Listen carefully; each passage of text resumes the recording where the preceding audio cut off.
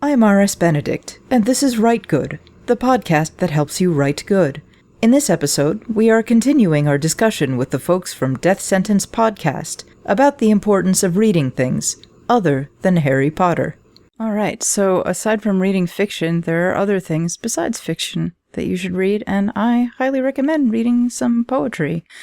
Even if you are not a poet. I'm not a poet, but poetry is amazing at just pure style and brevity. It's an incredible form in that it says so much with just like 20 words. I'd recommend trying to write some, even if you suck at it. It's a useful exercise. Read contemporary poetry, read old-timey poetry. There are websites that give you a poem a day. They give you a nice variety of work, and a poem is short. It's not going to take you a long time to read it. Admittedly, my taste in poetry are I'm a basic bitch. I didn't study poetry formally in any way, but if you guys have any recommendations for essential poets. I'm terrible with poetry. I have no knowledge of poetry beyond the very basics. T.S. Eliot's, Allen Ginsberg's. I'm useless with poetry. I fucking love poetry. So obviously we're gonna hit the big ones. Your William Blake's, again, one of the greatest writers of all time. Your Percy Shelley's, your T.S. Eliot's. That list is there for a reason, but you also have someone now like Ocean Vuong, who is just like an insanely brilliant writer, like absolutely fucking incredible. I picked up his first novel the other day. On Earth We're Briefly Gorgeous, and about to crack the spine on that one. Excellent. So I haven't read its novel, so Autobiography of Red is a novel in verse, but isn't.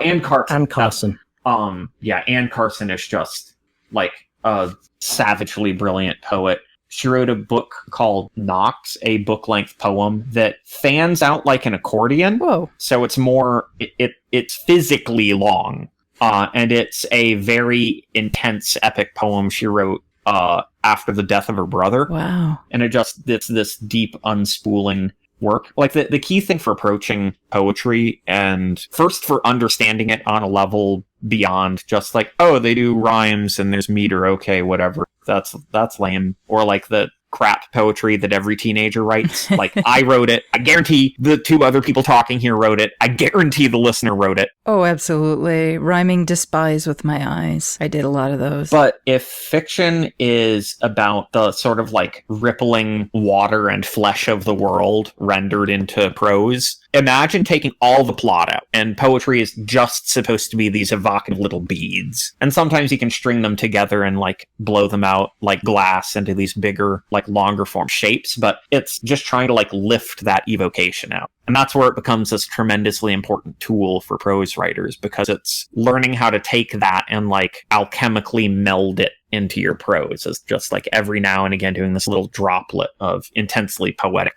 writing and then swishing on. I mean, that's one of the things that makes the like great Gothic fiction writing of the High Gothic era so good, is precisely because a lot of those people were coming up around poets and drawing more from poetry and trying to compel into prose that intense numinousness that you get from just a searing poetic description of something. But yeah, Anne Carson is like my go-to for poets who are still active, who are just perfect. Like, love them. Well, thank you. Also, Margaret Atwood has written some poetry, and it's quite good. I don't know if she still writes poetry, but there's this one in particular I love called Siren Song that's just, oh God. It's like a knife between your ribs. It's so fucking good. Her start in writing was actually in poetry. I think she released like 3 or 4 books of poetry before she started releasing prose. And yeah, thankfully, I mean, it's harder now to go into a bookstore and pick up her early poetry collections compared to her prose novels, especially Handmaid's Tale, but they're not unavailable. Like, they're cheap on Amazon. You can pick them up for like a couple bucks. And there's like the famous one of you fit into me like a hook in an eye, a fish hook, a human eye.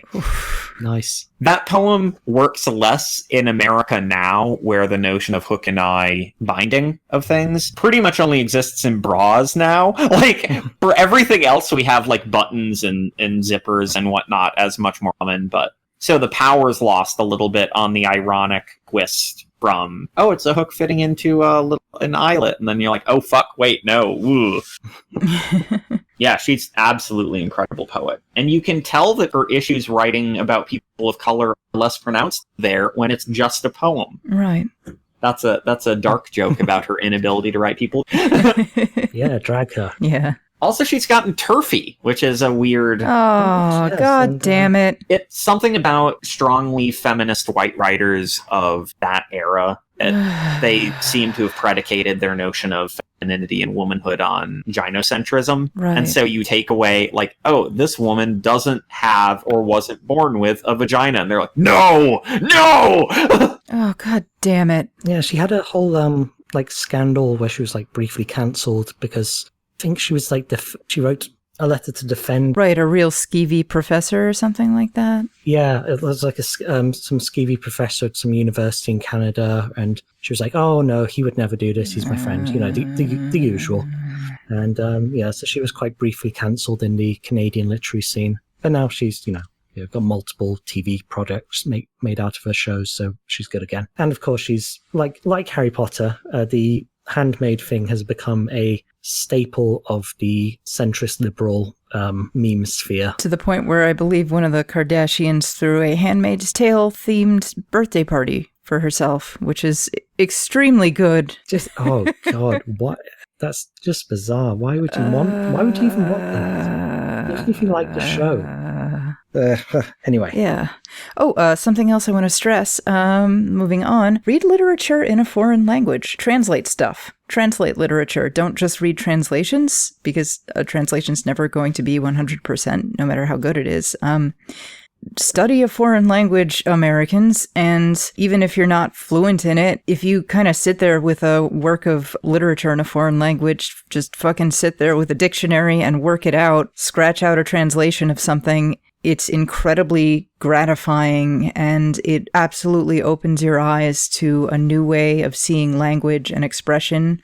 You start realizing that grammatical, semantic conventions that you took for granted are not universal. You start seeing just radically different ways of looking at the world. And you start to notice just how idiosyncratic and subtle a single word's usage can be when you're trying to translate a word that doesn't have any real equivalent in English. That's particularly true of when you go outside of the kind of Romance languages and English. Oh, yeah. Like if you go into Chinese, Japanese, and think about the complexities, which we talk about the show quite on Death Sentence quite a bit, the complexities of trying to translate Japanese into English.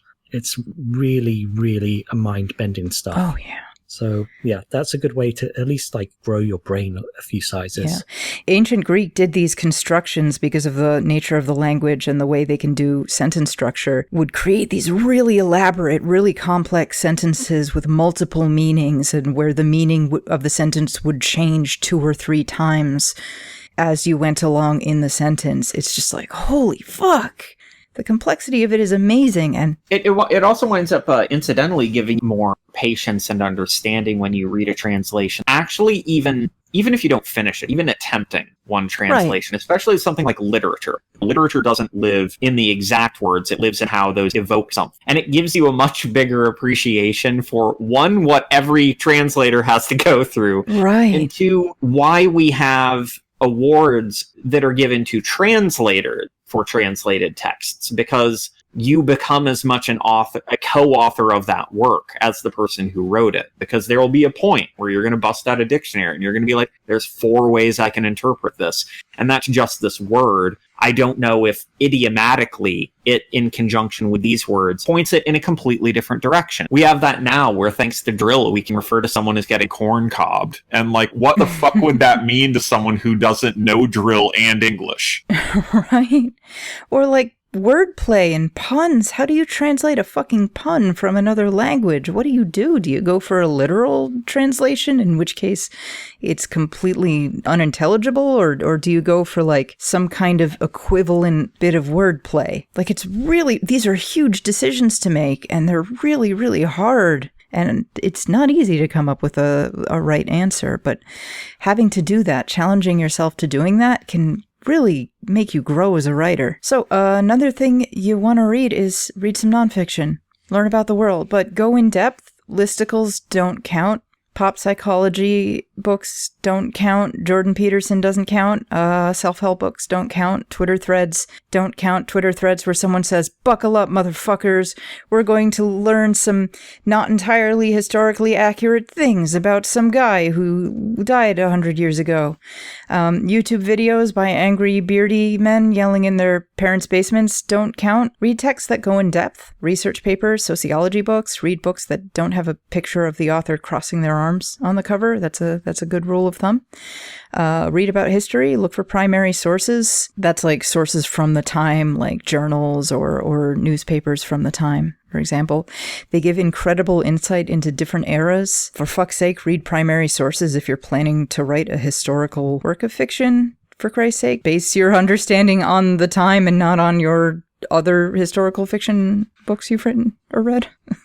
Yeah, and don't think you can't get those sources just because it's really old. If you want to write a Roman punk book, you can find like letters written from Roman centurions in Scotland to their parents back in Italy, and just talking about like, I hope you send me another pair of socks quite soon. You can find Greco-Roman graffiti on the walls of Pompeii. There's still graffiti. There's still like obscenities and insults and dick-sucking jokes preserved from ancient times on those walls. We even have like collections of letters that like lords and ladies sent each other in the 1700s, bound, translated, collected. We have history books. Let me find the name of it, actually. There's actually a really well-known history book that founded what we consider historical study today. That's a Nordic one called like The History of the World, but it has a weird Nordic name. Cursor Mundi, I think was the name of it. Yes. So yeah, you can find all of these, a tremendous amount of, from the most tiny historical details to the writings of generals about why they did various troop movements. Reading actual, I mean, even if you don't necessarily follow along with it, reading the kinds of social theory texts that you hear people reference can be tremendously important for informing your work. Like, not to be trite, but reading The Capital is this profound kind of thing. Granted, there's way more equations in Karl Marx than you'd imagine. He puts a lot of equations in that shit. You're like, wow, you worked out in Thumbnail the labor extraction difference model. Okay, man, I don't know math enough to know if this is right or not, but thank you. Yeah, sometimes like the realm of philosophy and theory in that space gets read as being more unapproachable than it is. And it can be made sometimes artificially unapproachable, but at the end of the day, they're books and you know how to read. Like if you get to a part that you don't understand, it's easy enough to look up like, what ideas are they riffing off of? And maybe I need to go read an earlier book, maybe by this person or maybe by someone else, to get the foundation to approach this one. You know, bit by bit, you can build that up. And then knowing political philosophy, knowing ethical history, knowing the philosophy of history, like how do we construct history, becomes deeply informative. Oh, and I know we've said don't look up stuff on YouTube to write, but there is actually would probably be just for genre fiction writers, a quite good channel called Artifexion, who has a guide to world building. And so he kind of teaches you to avoid really dumb mistakes in world building, like desert planets. Why would there be a desert planet? How did all that sand get there? What eroded stuff to make all the sand that covers the entire planet? That doesn't make any sense. Or trade-in cities in fantasy. Like, every city is a trade-in city. That's why we have cities.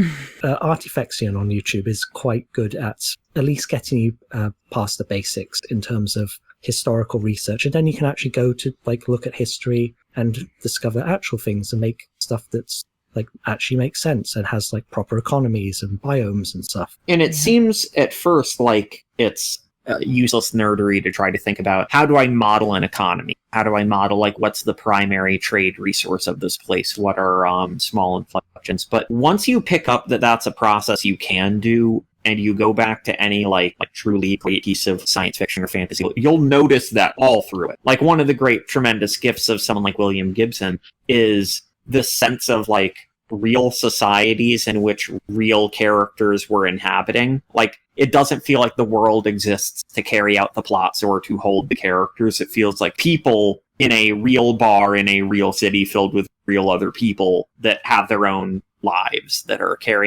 being carried out beyond the edges of the page. It's much harder to get that affect if you don't know how to envision, what would their life look like. Yeah, absolutely. And I know it's a cliche that, the truth is stranger than fiction, but it's true. The truth often is stranger than fiction, so read some of the truth. You'll get some fantastic inspiration. And read deeply. The history that you learned in school is incredibly shallow, and there's so much more nuance and complexity to it. So read in depth. Read so much more. Expand yourself. This is the world that you live in. This is the real world that you really inhabit. If you're not curious about that, I like it. It's a deeply questionable thing just on its own.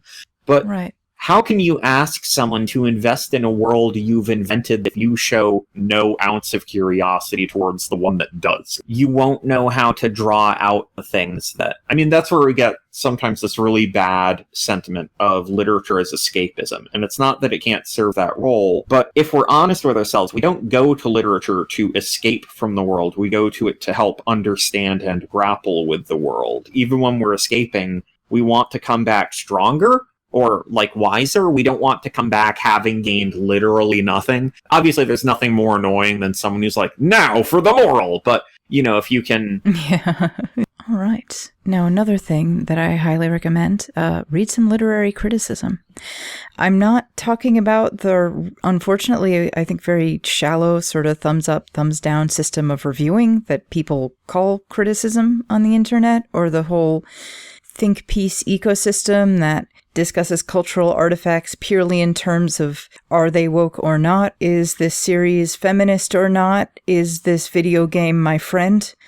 I mean, please read in-depth analysis of literature. This helps you look inside an individual work of literature, see how the pieces fit together, and it helps you a lot when it comes to understanding, planning, and especially revising your own work. My favorite literary critic is James Wood. That's not James Woods, the reactionary actor, but James Wood, just a single one.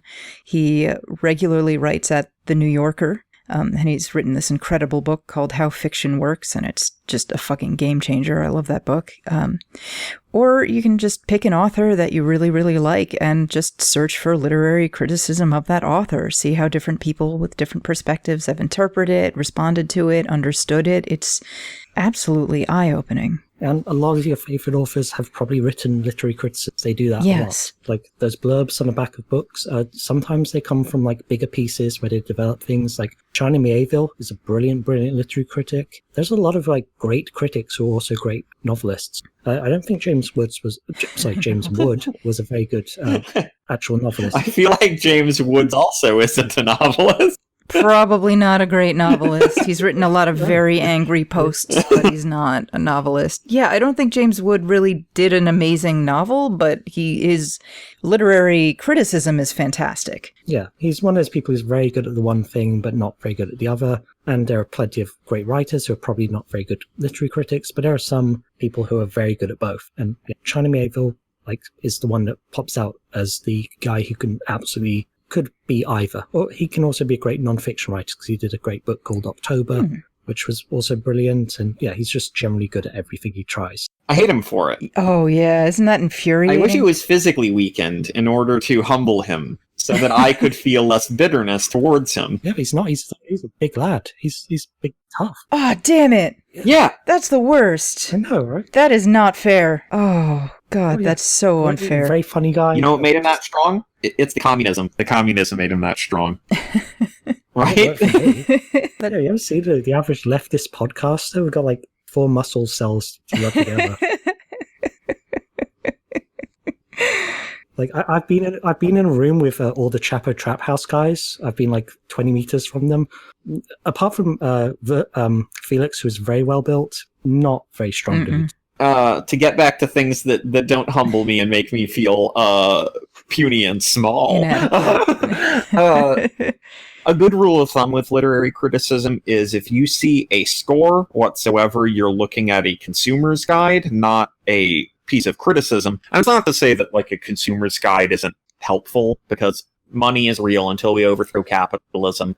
That's a thing that we have to think about. But criticism lives and dies by deep engagement, not evaluation. Even when we start erring to discussing that something has succeeded or failed, isn't nearly as important as those mechanical breakdowns of why is it succeeding? Why is it failing? That's where we get, like, if the thrust of your article is X show is bad, X novel is bad. Right. That's not helpful criticism. It's like, what's bad? That's where you see in a lot of in academic criticism, you don't get a published article in like a journal saying like, this book was bad. Like, no one cares. Right. That's not like I'm not going to make you a PhD holder who discusses literature with their PhD for a living by just, I like that book. Yeah, it's fine. Yeah. The thing that becomes powerful there is you get to see real people having real insights about work, and not just how it works internally, but how it connects to the broader world. And Absolutely. that becomes this tremendous tool if you want that to happen. And if you don't want your book to do that, I again question why you want to write. Like, I want to write the perfect object that resonates with no one. It is a perfectly dead series of words. Or the best one. The best one is, oh, I want to be a writer so I can make lots of money.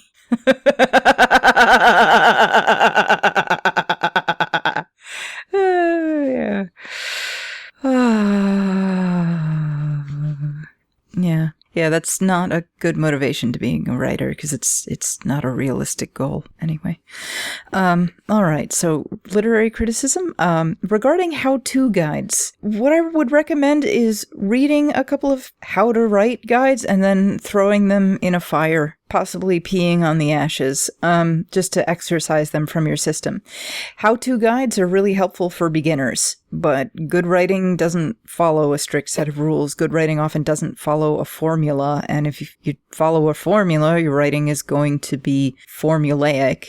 And even great writers who give rules of writing, a lot of this is a matter of personal taste or cultural taste. Kurt Vonnegut has, I think, a list of 8 rules of good writing, but that's for Kurt Vonnegut, and other really great writers don't follow those rules.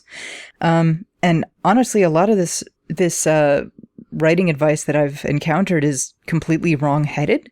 I've seen a lot of genre writers recommend Stephen King's book on writing. There's a lot of advice in there that I think is just kind of bad advice. Like, he says that you shouldn't use the passive voice because stories should have action instead of passivity. And that's based on a huge misunderstanding of what the word passive means in the context of grammar. The grammatical meaning of a passive sentence and the general meaning of a passive person are completely different. And it's a little alarming to see a writer pretend that the two of them are the same.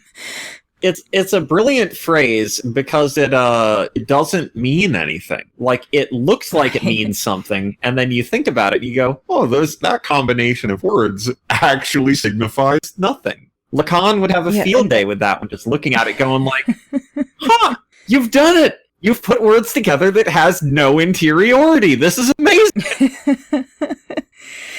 But yeah, to address Stephen King, like, the only bit as I get older that feels like a consistently bit of usable advice there is his bit of make writing a routine, and even if you throw everything away. And that's literally just the notion of, like, if you want to do it for real, you actually have to do it. You can't just be like, I want to be a writer, and then not write anything. Mm-hmm. So it's like, right. That's even the most perfunctory bit, because it's the only really bit that slices through his own personal style, and it gets to, like, it feels really dumb when you frame it that way. Yeah, in order to be a writer, the first thing you gotta do is you have to write. You gotta write. That's an important step. You can't not write and be a writer. But it is a big step, and a lot of aspiring writers don't do that. You know, there are a lot of people who are big into saying, I'm a writer. Like, they love the idea of being a writer, all capital letters, but not the idea of just fucking writing. And that's just what you gotta do. You don't have to be published to be a writer. That's one misunderstanding, but the other one is, like, you do actually have to write. Like, if I put a bookshelf together once, I'm not a carpenter. I did carpenting once. And yet, because we tie such cultural clout to certain identities, we feel like we need to make them easier to acquire in certain ways. But then it's weird because that comes hand in glove with this notion of, like, yeah, you can want to write and now you're a writer, but also no writers are as good as the ones that are published, and no published writers are as good as the ones who are rich. And it's like, that's not how art works. That's not what, like, if you paint something and no one buys it, you didn't not paint it. But also, you can't go, I like paintings, I'm a painter now. Like, you have to paint something.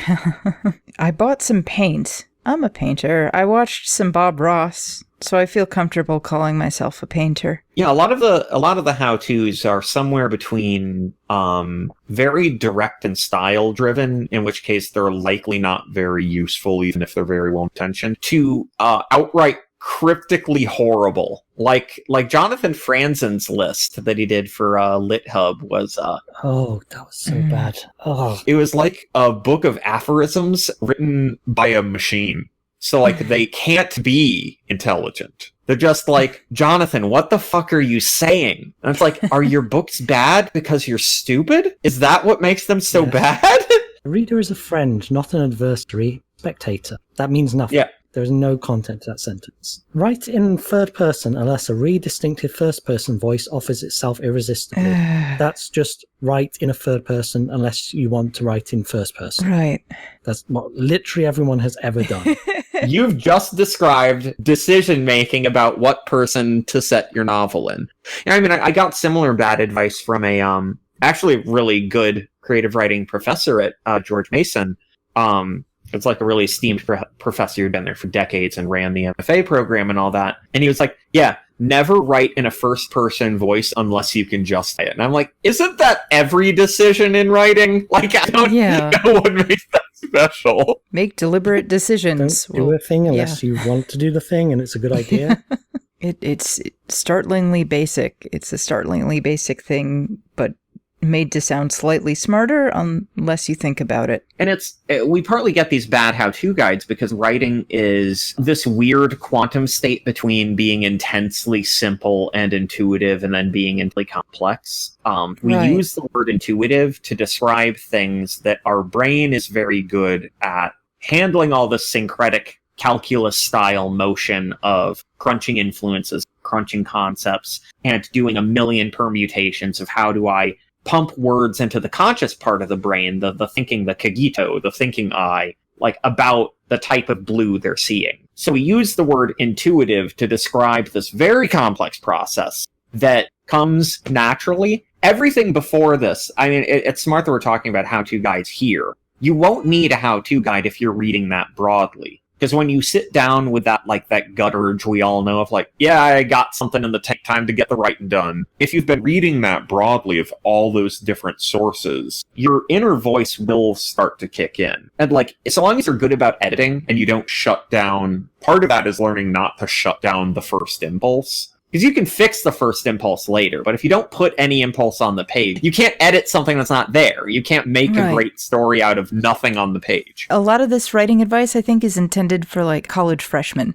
Yeah. So a lot of college freshmen overuse passive voice, they overuse semicolons, they overuse a lot of these things.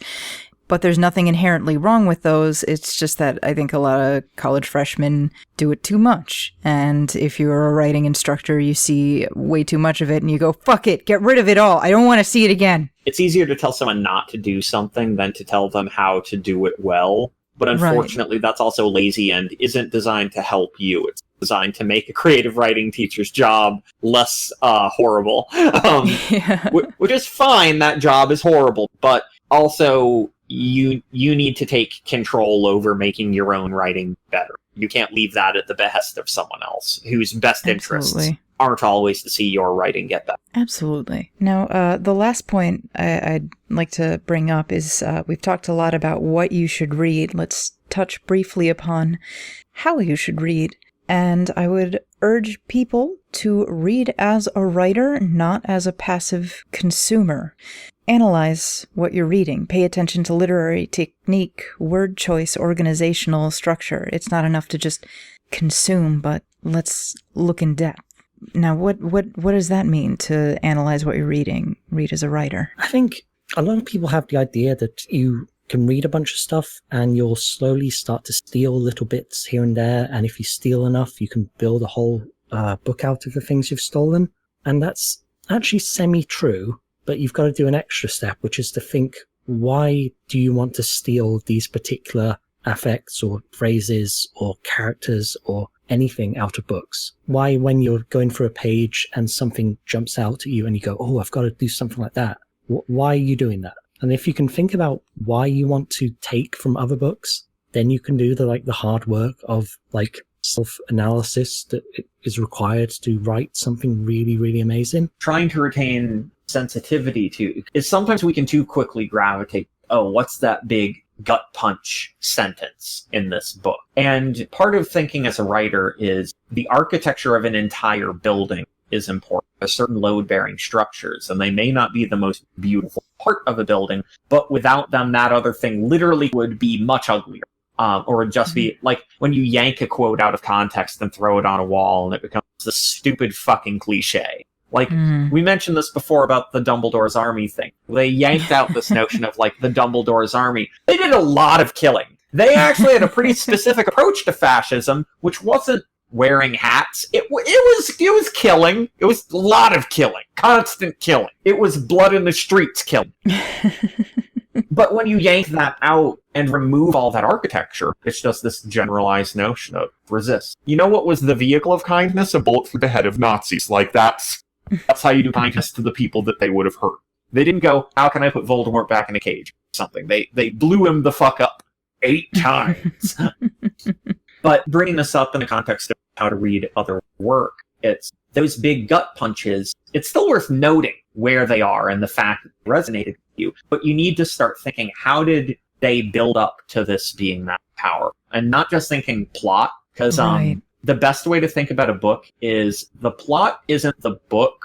The plot is inarguably the least important of any given piece of writing, even in genre writing. That's the vehicle with which you get someone to experience your prose. And if your prose is good, the plot can be very action-packed or very uneventful, and it can still be moving. Meanwhile, if your prose is bad, the most action-oriented plot isn't really gonna do much of anything. So you need to start thinking, like, the little things. How do they handle? I mean, that's where you get some of the most fundamental, important comments in, like, a creative writing class is paying attention to how dialogue tags work and noting that the vast majority of the time they're not all that fantastic, or they'll be cutaway action. So instead of it being like, he said with a merciless laugh, something like that, you can just do a hard period and you can do a brief description, but you don't have to make it a weird tag that throws all these continuous action verbs in there. You can instead, interject a little description, or you can note, like, oh, in this instance of dialogue,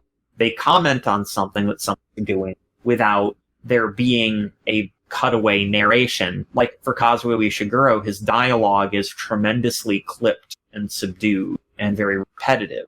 And they very rarely, if ever, directly speak. And so part of it is you need to have that reader experience, like the blunt reader experience of what does it feel like to read this book? But then being able to put on that second lens of, like, what did they do mechanically that brought me to that precipice? If you only see the precipice, like, a cliff doesn't work unless there's a lot of space between the edge of the cliff and the ground and some space behind you. How did you get up on the cliff? Like, there's a lot of mechanics to that cliff edge moment in writing. And so things like diction, things like sentence structure, things like varying of sentence length. If you want a good cadence in prose, is probably more important than plot. It's probably the most important part. You can even get away with some really weird choice if the cadence is there. If it sounds internally as you're reading it like, fuck, book is happening. Or if you're breaking from that deliberately in a way that feels satisfactory. Like Walt Whitman will drive that shit into your brain. It's like, why is this line that long? Then you read it and you're like, oh fuck, because it's perfect. Yeah. Now, I have heard people suggest, like, oh, that's going to make it harder to enjoy stuff if I got to analyze everything and dissect everything. They're partly right in that when you read as a writer, it's harder to enjoy badly written shit. But on the other hand, is you'll start to enjoy really well-written work a lot more and in much greater depth. You really start appreciating the writer's talent, and you start enjoying work that you might have dismissed before because you just didn't get it, man. I find I can even read really, really bad stuff as a writer and still enjoy it more. Oh, yeah. Because I can just mentally rewrite stuff in my head. Or at least you can kind of see, here's why it went wrong, here's why this is happening. Not just passively not enjoying something. You can take it apart and see, like an engine that's not working, why is this not working? and you realize, oh yeah, it's pacing, it's all kinds of stuff. It's also worth noting that the more you understand this stuff, it feels like, oh, you just don't know how to fun. And you'll hear that from some people, like God knows I have. But the other component of this is, like, I love literary stuff. I have 8 bookshelves in my house, and it's not a very big house, and they're all very full of lots of different kinds of books. Fucking love. But I still love pulp. Like, oh yeah, like pulp. I brought this up before. I've read every Indiana Jones novel. Those are not high literature. Like, I've read more Star Wars novels than I can express, and I'm not comfortable saying the number. It's a lot. You don't stop liking that, but your level of appreciation for how is this constructed and how is this developed changes. It's no longer this mystery. Anyone who's written seriously has a weird respect for someone like Patricia Cornwell, who can sit down and execute a thriller and then make a fuckload of money and do that like 4 times a year. That's the crazy thing. You look at her publication schedule, there's no breathing room. It's just sit, crank out a book, and it always sells really well. You learn to appreciate things like that in a totally different way. Even if you don't like the book at all, it becomes a sense mechanical lesson. You don't have to not love the things you love, but now you'll understand, like, how is pulp made? Because we've all run into good pulp and bad pulp. Oh, totally. There's the kind of pulp where you're like, yeah, fuck, yeah, that truck became a man! And then ones where you're like, I hate this. This is really dumb. Every line they say is terrible. Something like Adventure Time, a really well-acclaimed show. Part of its power was it presented this ludicrous and very paradoxical fantasy scenarios and just didn't elaborate on them. Just said them and then treated them as though they were real. And that led to its power. And like, those little kinds of observations, knowing how to mechanically observe, oh, how come that works? But some random person's webcomic feels like twee and affected and really just annoying. You become more critically capable of separating that so that you can execute more like, even like the candy-ish pulp stuff that you love, knowing how to execute more like that than the pulp stuff that feels like trash shit garbage. Like a professional chef can still enjoy a candy bar every now and then and not be like, this is beneath me. Just be like, nope, I love Snickers. It's good shit. It's not going to get a Michelin star. It's still tasty. I respect that. All right. So, my God, we've talked for like 2 hours. We've rambled quite a bit. So I think it is definitely time to get to the end. Before we go, is there anything you guys would like to plug? Oh, damn. Communism, gay shit, that's about it. Yeah, communism and gay shit. Good. I'm going to be a little bit more self-serving. We have our own podcast, Death Sentence, where we cover mostly contemporary literature. So check that out. There's some non-contemporary literature. We do a lot of nonfiction books. Those get more engagement, even though I like them less. I am a columnist at Invisible Oranges. I have a literary nonfiction column called I'm Listening to Death Metal that's been running over there. Nice. And I also have a sci-fi novel called Pyramid Head Black that's available. Oh, wow. It's good, folks. Very cool. I've been really lazy on writing lately, but last thing I did was in Commune magazine. It was a piece on the various different times that literary authors have tried to deal with Trump in books and how they've done it really badly.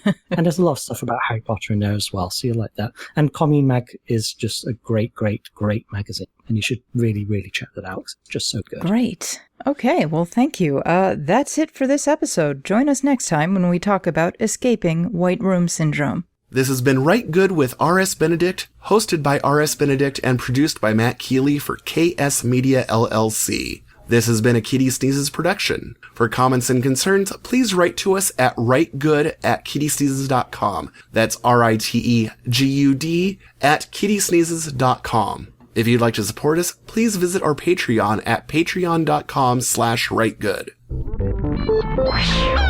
kittysneezes.com in color.